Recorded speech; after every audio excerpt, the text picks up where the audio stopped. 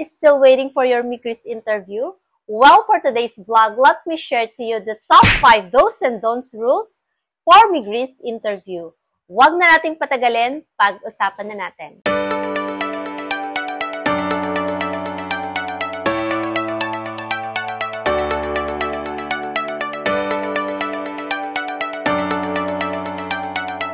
Hey everyone! Welcome back to another informative vlog. This is Inday Guapa making informative videos regarding my journey in applying to Lithuania. For today's video, let me share to you the do's and don'ts rules pag kayo po is mag-undergo na ng Migris interview.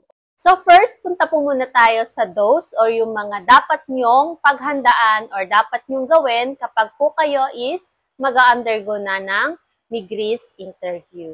So first, you must have a strong, stable internet connection, a camera, and a microphone. So bakit? Dahil ito po yung pinakaunang dapat nyong i-secure ang inyong strong internet connection. Dahil i-interviewin po kayo ni Migris at kailangan po ninyo ng data connection or internet connection na malakas ang signal. Okay? So bakit po? Dahil meron po akong mga kasabayan na applicant na nagkaroon po sila ng second chance na makapasok doon sa interview ni Migris dahil po yung unang chance po nila or unang pagkakataon nila is mahina po yung signal ng kanilang internet kaya hindi po agad sila nagkaroon ng magandang koneksyon doon sa pag-i-interview. Dahil during po nung ini-interview siya ni Migris is hindi po sila nagkaintindihan nung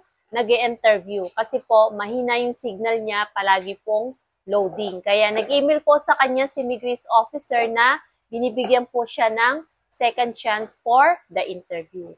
Okay, so mas maganda guys, maiwasan na natin ang mga ganitong sitwasyon. Kaya kung meron kayong mga kakilala na may wifi, mas maganda makikonnect po kayo sa kanila. Or kung kayo naman po is naka-data, i-secure nyo na po guys yung magandang load na kung saan magkaroon kayo ng maganda at malakas na internet connection. Okay? And second, dapat po yung mga cellphone natin is may camera and microphone. Dahil syempre po, magsasalita po kayo at i-interviewin po kayo ni Migris officer. So usually guys, normal naman na po sa mga cellphone ngayon is meron pong camera and microphone. Okay? So, second po is you must download a Microsoft Teams dahil ito po yung need nating i-download para po tayo is makapasok doon sa interview ni Migris. Okay? Meron po yan silang isi-send sa inyo through email na kung saan ito po yung kailangan nyong i-download para po kayo is ma-interview. So, usually guys, ang pinapa-download po ni Migris officer is Microsoft Teams. Ayan. Okay? So, bear in mind guys na wala po kayong ibang ida-download na apps bukod lang po sa Microsoft Teams, okay? Pangatlo po guys is you must have and show your valid passport, okay? So, dapat po guys yung passport natin, nakatabi na yan sa atin pag tayo po is ini-interview ni Migris. So, iwasan po natin guys kung saan pag hinanap ni Migris, doon pa siya natin hahanapin. So, iwasan nyo po yung ganon. Dapat pag hinanap sa inyo yan ni Migris, is naka-ready na po yan guys. Katabi nyo yan guys. At pag sinabi ni Migris officer na, can I show your passport? Dapat po guys, kuhanin nyo agad at ipakita sa camera. Okay? Dahil po, nakakahiya naman po sa mag-i-interview kung doon nyo palang hahanapin yung passport nyo. Okay? So, pang-apat po guys is the interview will be conducted in English language. Okay? If you cannot speak in English, you can invite an interpreter. Okay? Pero ipapakilala niyo yan sa Migris officer na inyong professional interpreter. Okay? So, syempre po, ang inyong interpreter is makikipag-coordinate or makikipag-participate doon sa activity na inyong gagawin.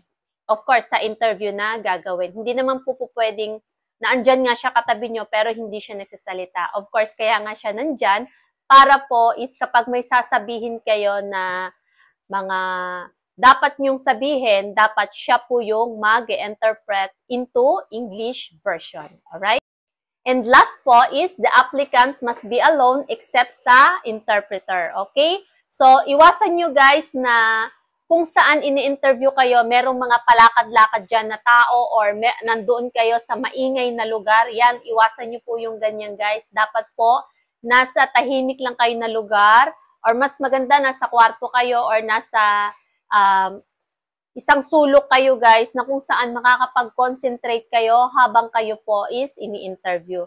Siyempre po guys, nakakahiya naman sa embassy ng Lithuania na kung saan ini-interview kayo, merong mga palakad-lakad na tao or hindi po kayo nakafocus, okay? So, iwasan nyo po yung mga ganong sitwasyon guys, okay? So, pahabol ko pala sa those guys or sa mga dapat nyong gawin is dapat pong ma-click nyo yung yes button para po kayo is makapasok doon sa link na binigay ni Migris Officer. Dahil once po na hindi nyo i-click yung yes na yan, hindi po kayo makakapasok doon sa link na binigay ni Migris Officer or hindi kayo makakonduct ng interview ni Migris. Okay? Then punta naman po tayo sa mga don'ts. Okay? Sa mga hindi pwedeng gawin. Okay? So, yung date and time na in-schedule sa inyo ni Migris Officer, bawal po iyang baguhin. Okay? So, si Migris, kung possible, mababago siya, si Migris lang po ang makakapagbago nito. Kasi meron po mga ibang applicant na binibigyan po ng second chance ni Migris Officer para po sa kanilang interview. Dahil, for example, dahil may mga applicant po na kapag hindi nag-success sa unang invite ni Migris Officer for the interview, is binibigyan po nila ng second chance. Okay? Ito guys, pangalawa po sa bawal. Kapag po kayo is natanong ni Migris Officer kung papaano nyo nalaman yung appliance, wag nyo pong sasabihin na kayo po is nag-undergo through agency. Okay? So, dapat po guys, mapanindigan nyo na kayo po is direct na nag-apply sa Lithuania. So, maaari kasing guys na maging red flag yon sa kanila. Kaya ayaw na ayaw nilang nakakarinig na kayo po is nanggaling sa agency. Okay? Pero po guys, kung kaya nyo namang panindigan ang pagsagot nyo na kayo po is nanggaling sa agency, dapat po guys maging handa kayo sa mga tatanungin ni Migris Officer regarding sa mga information na kailangan niyang hingiin sa inyo. Okay? So, mas maganda guys, sabihin nyo na lang po na direct kayong nag-apply sa Lithuania. Alright?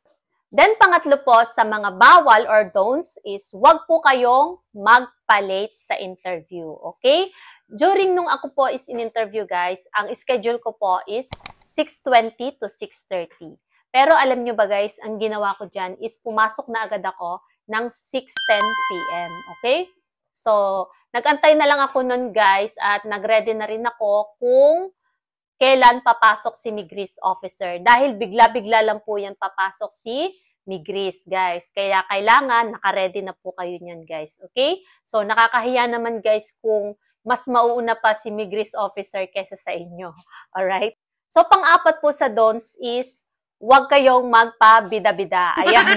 Kung ano lang po yung tinanong sa inyo ni Migris Officer, yun lang din po ang isasagot nyo. Less talk, less mistake. Ayan.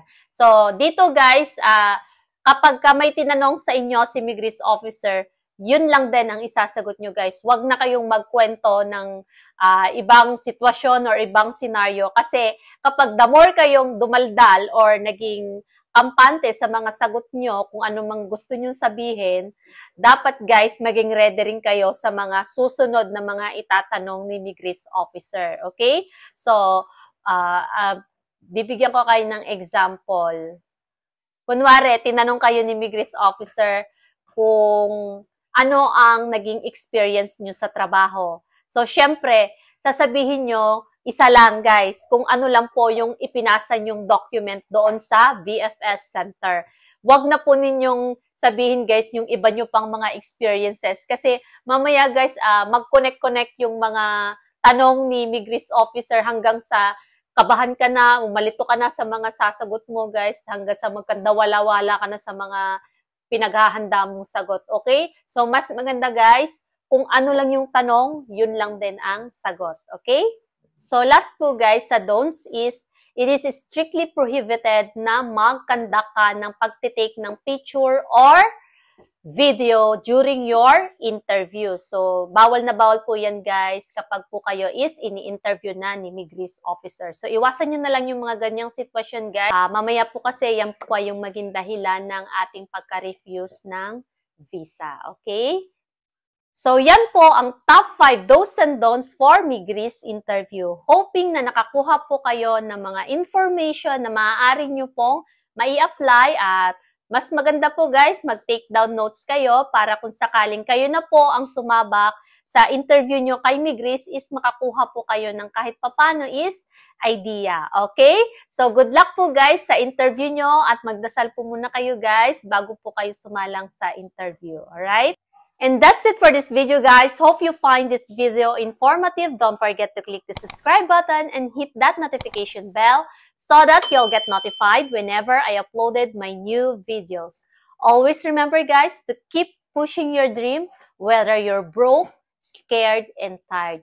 Just keep going. This is Inday Guapa always saying if you have a dream, there to make it happen. Bye! Up next, I'll be sharing with you how to claim your TRP in VFS Center.